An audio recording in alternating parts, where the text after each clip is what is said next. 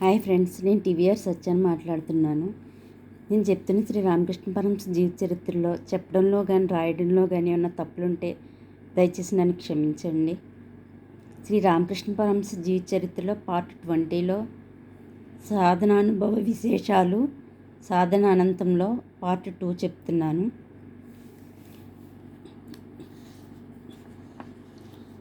మధురబాబు తదనంతరం శ్రద్ధాభక్తులతో శ్రీరామకృష్ణుల అక్కరలను తీరుస్తూ సేవించసాగిన ధన్యుడు శంభుచరణ్ మల్లిక్. ఉదారుడైన ఈ హైందవుడు శ్రీరామకృష్ణులకు బైబిల్ చదివి వినిపిస్తూ ఉండేవాడు. శ్రీరామకృష్ణులు ఒకరోజు ఒక భక్తుని భవనంలో బాలక్రీస్తు చిత్రపటం మేరీమాత తన దివ్య శిశువును ఎత్తుకున్న భంగిమలోని మనోహర చిత్రపటం చూడటం తటస్థించింది. తదేక దృష్టితో ఆయన ఆ చిత్రవును అవలోకిస్తూ యేసుప్రభు అద్భుత జీవితాన్ని గురించి చింతన చేయసాగారు. ఆ చిత్రవు నిజంగా ప్రాణప్రదీప్తమై భాషించింది. మేరీ క్రీస్తుల నుండి దివ్య తేజ కిరణాలు వెలువడి తనలో ప్రవేశిస్తూ తన దృక్పథాన్ని పూర్తిగా మార్చివేస్తున్నట్లు తోచింది. నూతన భావతరంగాలు పొంగి పొర్లి తన హైందవ భావాలను ఒక మూలకు నెట్టివేయసాగాయి. అమ్మా అమ్మా, ఇదేమిటి? నన్ను ఏం చేస్తున్నావు అని ఆయన ఆతృతతో కాళీమాతను ప్రార్థించారు. కానీ ఫలితం లేకపోయింది. ఈ నూతన భావతరంగ విజృంభణానికి తన హైందవ దేవతాశక్తి మటిమాయమైపోగా దాని స్థానే క్రీస్తు పట్ల క్రైస్తవ సాంప్రదాయం పట్ల ప్రగాఢ భక్తి హృదయాన్ని ఆక్రమించింది. క్రైస్తవ భక్తులు తమ ప్రార్థనాలయాల్లో క్రీస్తు ప్రతిమ ఎదుట దీపారాధనలతో హృదయపూర్వక ప్రార్థనలు వనరుస్తున్న దృశ్యం ప్రత్యక్షమైంది. 3 రోజులు ఈ భావాలు మనస్సుపై సంపూర్ణ ఆధిపత్యం వహించాయి. 4వ రోజు ఆయన పంచవటి గుండా నడిచిపోతున్నప్పుడు ప్రశాంత వదనంతో ఒప్పారుతున్న ఒక అపూర్వ పురుషుడు వెంటనే గ్రహించారు. విశాల సుందర నేత్రాలు, ఒకంత చప్పిడి ముక్కు కలిగి ఉన్నప్పటికీ ముఖ దివ్య సౌందర్యానికి అది కించెత్తు వెలితి కలిగించలేదు. ముగ్ధులై శ్రీరామకృష్ణులు ఈ అపూర్వ పురుషుడు ఎవ్వరా అని యోచిస్తున్నప్పుడు తటాలన ఆ మూర్తి తనను సమీపించగా ఉదయాంతరాలం నుండి మానవకోటి సముద్రణకై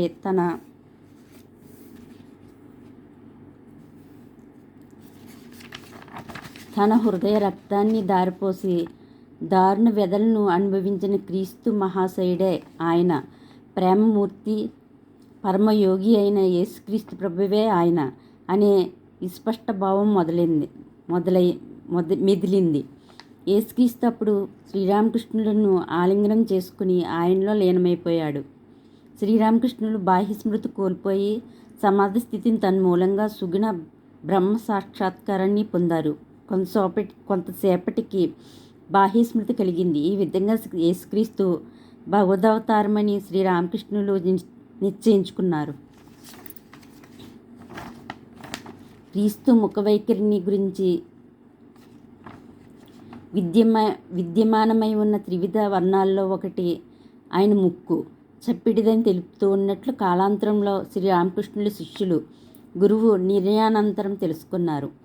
గురుదేవుని సాక్షాత్కార సంజనిత వచనాలు ప్రత్యక్ష అనుభవ వాక్కులు అమోఘాలు కదా. ఈ రీతిన బుద్ధిదేవుని గూర్చి ఇతర మత మహాప్రవక్తల సంస్థాపకుల గూర్చి శ్రీరామకృష్ణుల అభిప్రాయం తెలుసుకోవడం సమంజసం. బుద్ధుడు భగవదవతారమని నమ్మి భక్తితో శ్రీరామకృష్ణులు ఆయన్ను ఆరాధించేవారు. శ్రీ జగన్నాథ ఆలయంలోని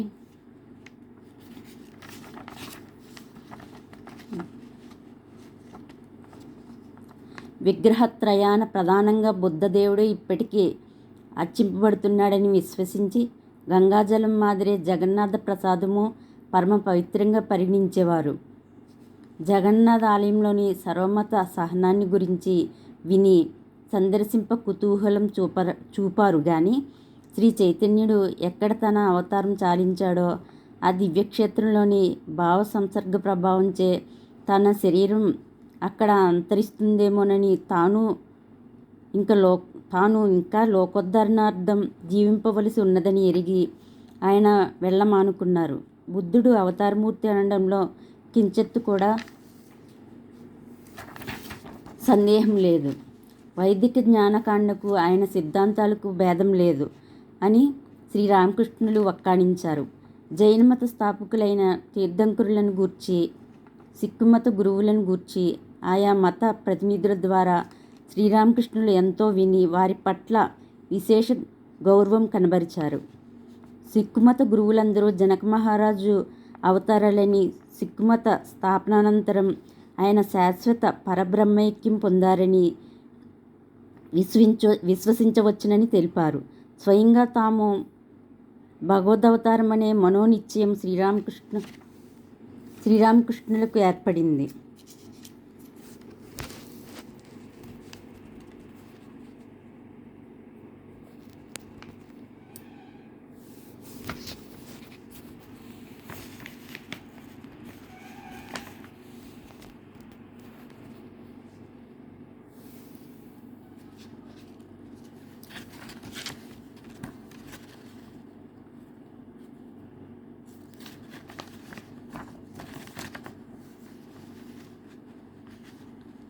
జీవన్ముక్త స్థితులైన బాలు, ఉన్మత్త, పిశాచ, జడ స్థితులన్నింటినీ తాను పొందానని కాలాంతరంలో ఆయన తమ అంతరంగిక శిష్యులకు తెలిపారు.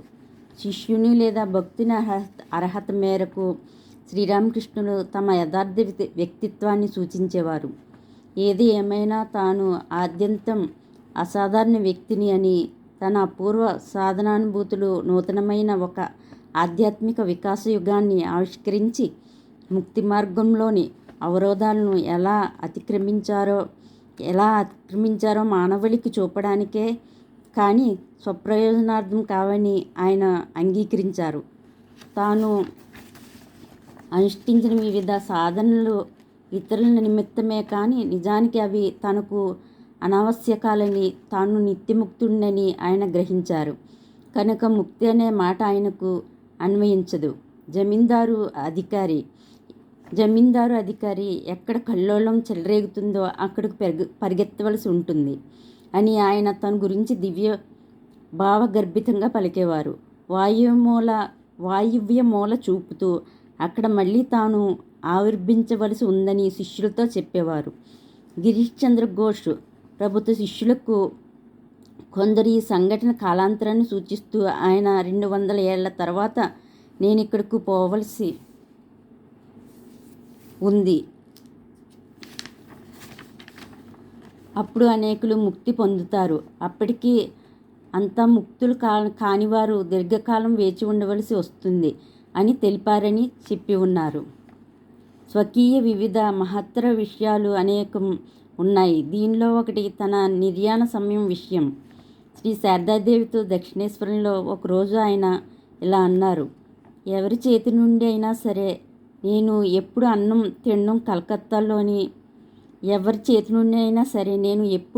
తినడం కలకత్తాలోని రాత్రులు గడపడం, ఒకరికి పెట్టగా మిగిలిన దాన్ని ఆరగించడం చూస్తావో అప్పుడు నా అవసానం ఆసన్నమైనదని గ్రహించు. ఈ వాక్కులు తూచా తప్పక యథార్థాలైనాయి. ఆమెతో మరో సందర్భాన భావపారవస్య స్థితిలో ఆయన అవసాన కాలాన పాయాసం తప్ప మరేమీ తినను అని తెలిపారు. ఇది వాస్తవం అయింది. ఇక ఆధ్యాత్మిక విషయాల గురించి శ్రీరామకృష్ణుల సర్వసామాన్య సిద్ధాంతాలను గమనిద్దాం. ఏకం సత్ విప్ర బహుధా వదంతి అనే వేదవాక్యమే శ్రీరామకృష్ణుల భగవత్ తత్వోపదేశాలన్నిటికీ మూల సూత్రం. భగవంతుని నామరూపాలు అనంతాలు.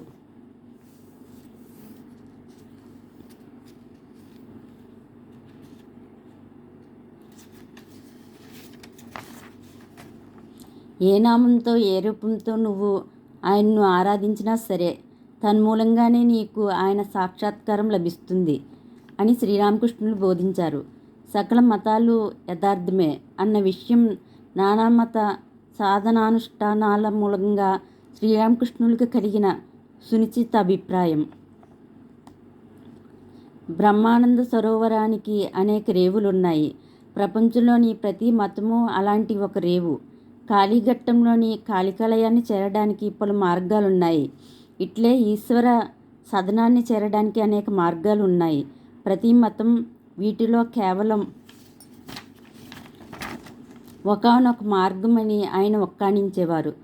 సంగ్రహిస్తూ ఆయన మతాలు ఎన్నో మార్గాలన్నీ అని వచించారు. ధర్మచ్యుతిని అరికట్టి మత వివాదాలు హేతురహితాలని ప్రకటించి మతాలు ఎన్నో మార్గాలన్నీ అనే ఈ మహత్తర సత్యాన్ని లోకానికి నిరూపించడమే శ్రీరామకృష్ణుల ఆవిర్భావ ప్రధాన ఉద్దేశమని గ్రహించాలి. రైలు బళ్ళు, వాయు విమానాలు మొదలైన నేటి ప్రయాణ సౌకర్యాల మూలంగానే కాక రేడియో, టెలిఫోన్, వార్తాపత్రికలు మొదలైన సమాచార సాధనాల మూలంగానూ దూరం అన్నది దాదాపు తొలగిపోగా లోకులందరూ అత్యంత సన్నిహితులై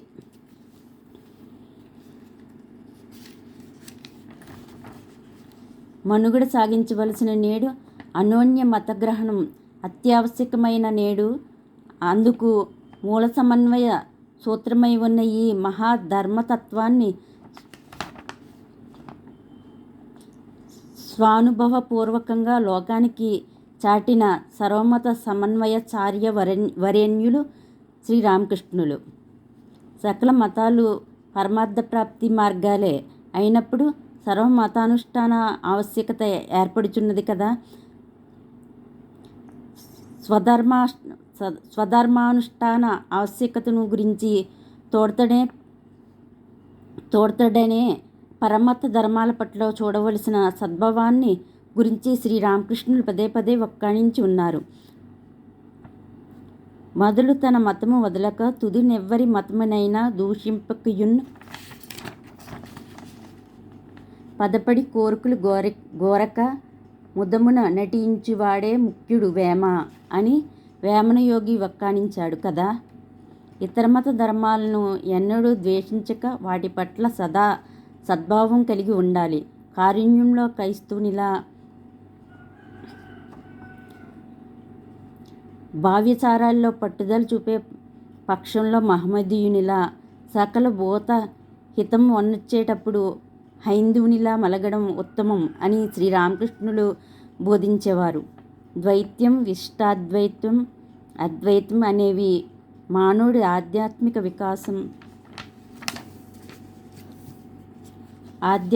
వికాసంలోని పరిణామ అవస్థలని ఆయన కనుగొన్నారు.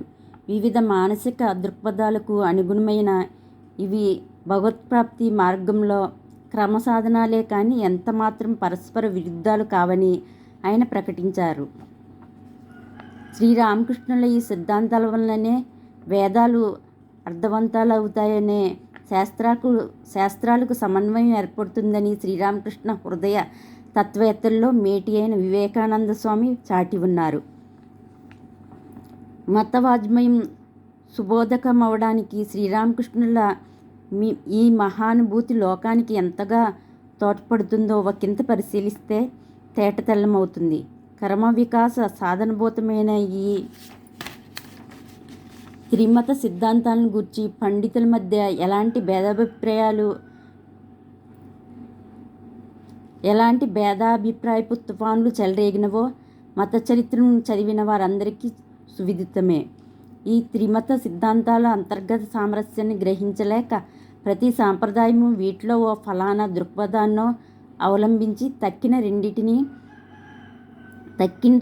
రెంటిని త్రోసిరాజని శాస్త్రతత్వ నిర్ణయం చేయబోవడంతో స్వపక్షేతర శాస్త్రవాక్యాలకు విపరీతార్థ కల్పనలతో కూడుకున్న ఈ వ్యాఖ్యానాల పట్ల జిజ్ఞాసువులకు, ముముక్షువులకు అంతగా ప్రయోజనం లేకపోవడం శోచనీయం. కాబట్టి వీటి అన్నిటి అంతరార్థాన్ని స్వయంగా అనుభూతం చేసుకుని అపార్థాలను తొలగించే మహాప్రవక్త ఆవిర్భావం ఆవశ్యకమైనది. త్రిమత సిద్ధాంత సమన్వయ సామరస్యాలను తెలుపుతూ శ్రీరామకృష్ణులు ఇలా వక్కాణించారు. బ్రహ్మ సాక్షాత్కార విషయంలో అద్వైతం తుది మాట. అది మనస్సుకు వాక్కుకు అతీతమవడంతో కేవలం సమాధి స్థితిలో అనుభూతం చేసుకోవాల్సి ఉన్నది. మనస్సు చేత బుద్ధి చేత విశిష్టాద్వైత పర్యంతం మాత్రమే గ్రహించి వాక్కుల్లో తెలపవచ్చు. ఈ స్థితిలో నిత్యము తీరా కూడా తుల్యంగానే నిత్యం భగవంతుని నామము ధామము భగవంతుడు చిన్మయమే. వేదాలు పేర్కొన్న సచ్చిదానంద బ్రహ్మమే తంత్రాల్లోని సచ్చిదానంద శివుడు. అతడే పురాణాల్లోని సచ్చిదానంద కృష్ణుడు. భక్తుని ఈశ్వరుడు రసమయుడు, జ్ఞాని ఈశ్వరుడు తేజోమయుడు. విషయరాగం ప్రబలంగా ఉన్న సామాన్య మానవులకు ద్వైత భావం అంటే నారద పాంచరాత్రంలో ఉపదేశింపబడినట్లు బిగ్గరగా నామ సంకీర్తన చేయడం మొదలైనవి ప్రశస్తం శ్రేయస్కరం. కర్మను గూర్చి కర్మరాహిత్యాన్ని గూర్చి శ్రీరామకృష్ణులు ఇలా బోధించేవారు.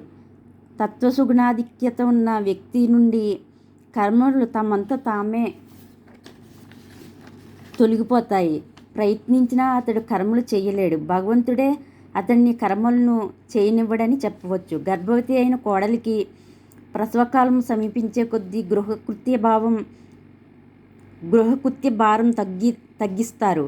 ప్రసవానంతరం బిడ్డ సంరక్షణ తప్ప మరే పని ఉండనివ్వరు. కానీ సామాన్య మానవుడు శ్రీమంతుని ఇంటి దాసిలా గృహ యజమానికి సమస్త పరిచర్యలు చేస్తూ ఉన్నా తన ఇల్లు అది కాదని ఎరుక ఉన్న ఆ దాసిలా మెలుగుతూ సదా భగవంతునిపైనే ధ్యాసను ఉంచి కర్తవ్యాలన్నింటినీ అసంగ బుద్ధితో నిర్వర్తింపు పూనుకోవాలి.